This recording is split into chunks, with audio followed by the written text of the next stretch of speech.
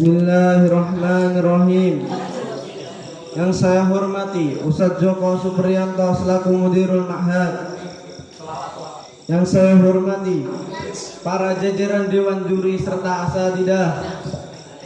Yang saya banggakan para khutbah serta hadirin yang berbahagia. Aqulu lakum assalamualaikum warahmatullahi wabarakatuh. Innal hamdalillah nahmaduhu wa nasta'inuhu wa nastaghfiruh wa na'udzu billahi min shururi anfusina wa min sayyiati a'malina. May yahdihillahu fala mudilla lahu wa may yudlilhu fala hadiya lahu. Asyhadu an la ilaha illallah wa asyhadu anna Muhammadan abduhu wa rasuluh. Ya ayyuhalladzina amanu taqullaha haqqa tuqatih wa la tamutunna illa wa antum muslimun. Ya ayyuhan nasu taqu rabbakumul ladzi khalaqakum min nafsin wahidah wa khalaqa minha zawjaha wa bassa minhuma rijalan katsiran wa nisaa'a wattaqullaha alladzi tasaaluna bihi wal arham innallaha kana 'alaikum raqiba. Allahumma salli wa sallim ala nabiyyina wa rasulina Muhammad sallallahu alaihi wasallam wa ala alihi wa ashabihi wa man tabi'ahum bi ihsanin ila yaumiddin. Fa inna astaqal hadisi kitabullah wa khairal hadi hadi Muhammad sallallahu alaihi wasallam wa syarrul umuri muhdatsatuha wa kullu muhdatsatin bid'ah wa kullu bid'atin dhalalah wa kullu dhalalatin finnar. Segala puji dan syukur kehadirat Allah Subhanahu wa taala yang telah memberikan kita banyak nikmat, terutama nikmat iman, Islam dan ihsan, sehingga kita dapat berkumpul di tempat yang mulia ini dengan sehat walafiat.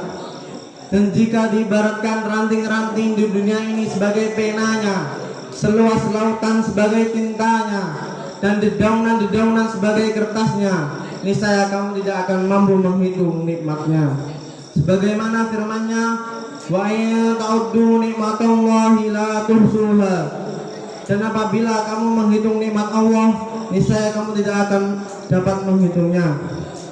Quran surat An-Nahl ayat 18. Salawat serta salam tetap tercurahkan kepada baginda Nabi Agung Muhammad sallallahu alaihi wasallam beserta keluarganya, para sahabatnya, dan orang-orang yang senantiasa mengikuti sunnah-sunnah beliau.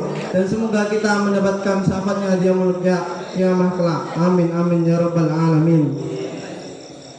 Berdirinya saya di sini untuk berwasiat kepada hadirin sekalian untuk meningkatkan kualitas takwa kita kepada Allah Subhanahu wa taala, karena tidak ada sebaik-baik bekal kecuali takwa.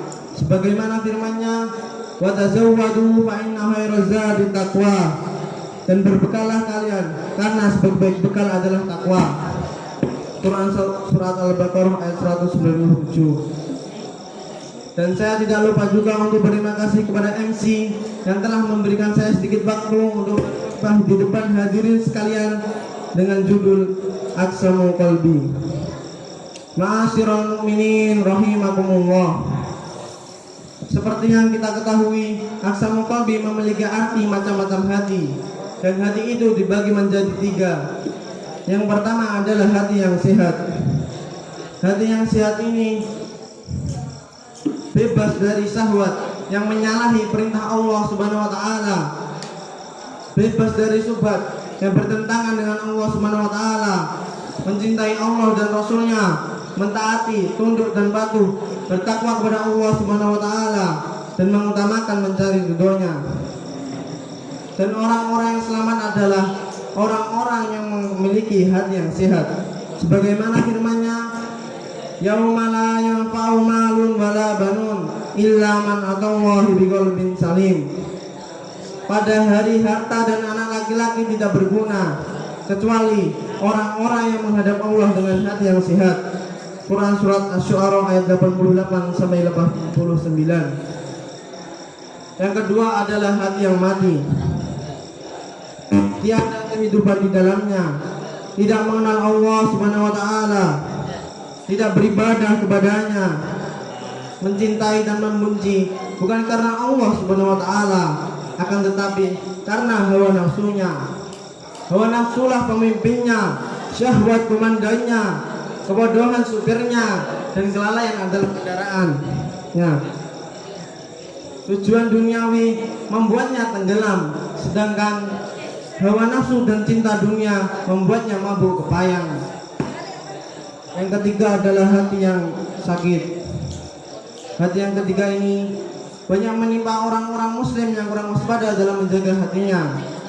Terkadang hatinya condong kepada kebaikan, terkadang pula berat kepada kemaksiatan.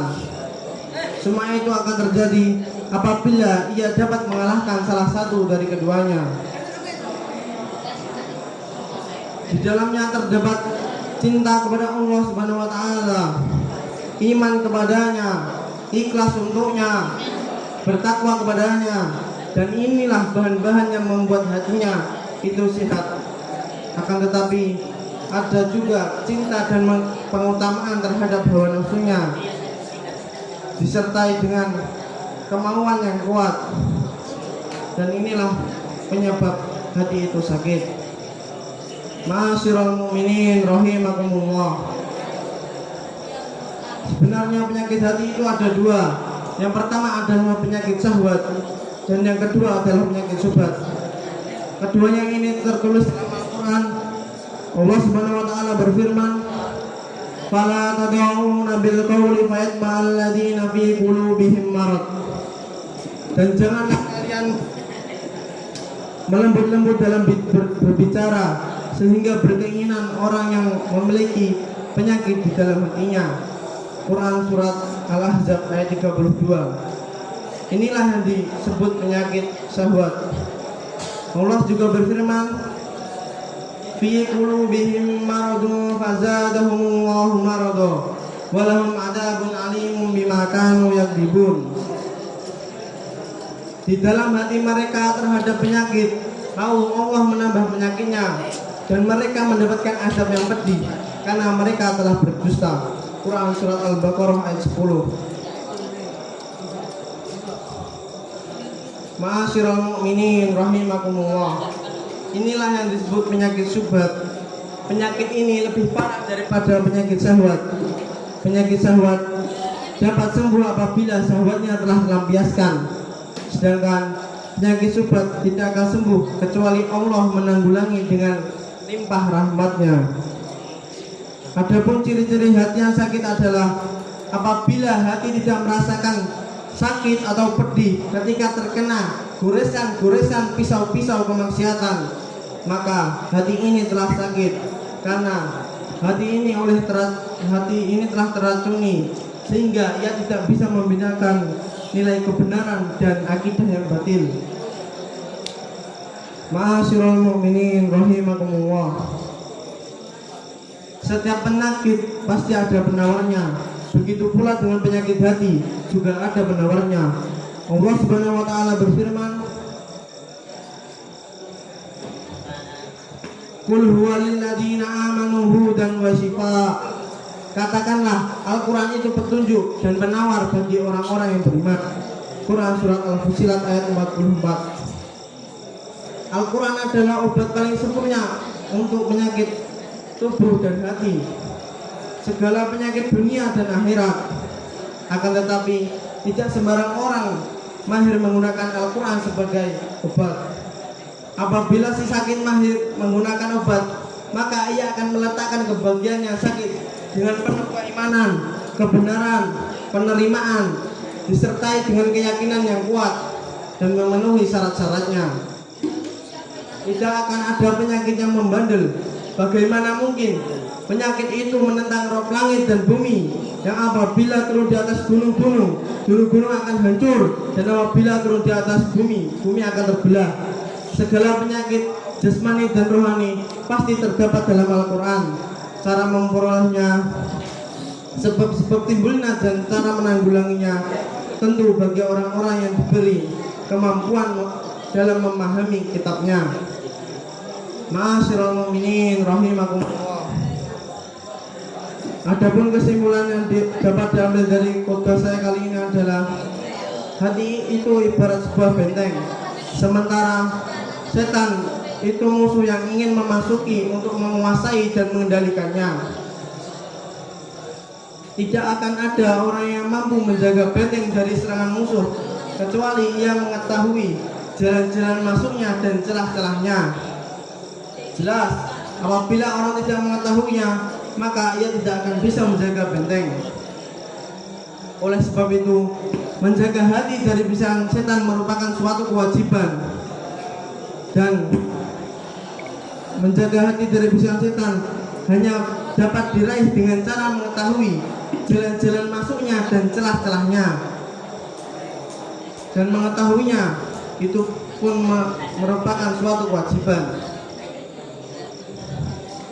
Hati itu apabila sunyi merupakan suatu makanan kesukaan setan. Setan akan pergi hanya dengan sekedar zikir. Dan apabila hawa nafsu menguasai hatinya, maka ia akan mengusir hakikat zikir sampai ke tepian. Lalu setan menghinggap di noda hitam yang ada di dalam hati. Oleh karena itu, perbanyaklah berzikir, membaca Al-Quran, berpuasa, sholat malam, dan ibadah-ibadah yang lain. Karena dengan berzikir, hati kita akan terhindar dari bisikan-bisikan setan. Dan dengan membaca Al-Quran, hati kita akan menjadi tenang. Dan dengan puasa, kita dapat mengendalikan hawa nafsu. Oleh karena itu, perbanyaklah melakukan ibadah-ibadah ini. Ma'asyiral mu'minin rahimakumullah. Kita harus memiliki hati yang sehat, bersih dari penyakit syahwat dan syubhat, menjauhi apa-apa yang dilarangnya dan melaksanakan apa-apa yang diperintahkannya. Dengan begitu, semoga Allah memberikan kita keamanan, ketenangan, terhindar dari kegelisahan. Oleh karena itu, marilah kita angkat kedua tangan kita kepada Allah Subhanahu wa taala seraya berdoa. Semoga dengan berdoa kita mendapatkan keamanan, ketenangan, dan keistiqomahan dalam bertakwa kepada Allah Subhanahu wa taala. Innallaha wa malaikatahu yusholluna 'alan nabi.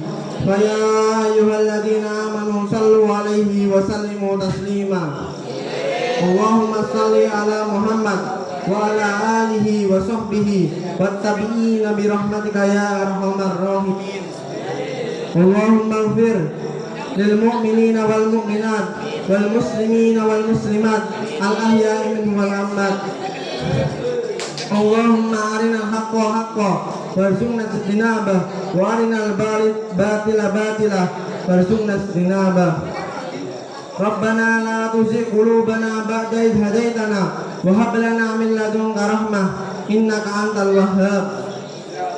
Rabbana zalamna anfusana wa illam taghfir lana wa tarhamna lanakunanna minal khasirin.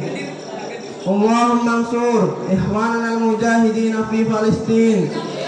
Allahumma ansur ikhwanana al-mustad'afin fi Palestin. Allahumma ansur ikhwanana al-mujahidin fi kulli makan wa fi kulli zaman. Rabbana hab lana min azwajina wa dhurriyyatina qurrata a'yun waj'alna lil muttaqina imama. Rabbana atina fid dunya hasanah wa fil akhirati hasanah wa qina adzabannar. Subhana rabbika rabbil izzati amma yasifun wa salamun alal mursalin walhamdulillahi rabbil alamin. Mungkin cukup sekian khutbah yang bisa saya sampaikan. Apabila ada salahnya, saya minta maaf sebesar-besarnya. Billahi taufiq wal hidayah. Wassalamualaikum warahmatullahi wabarakatuh.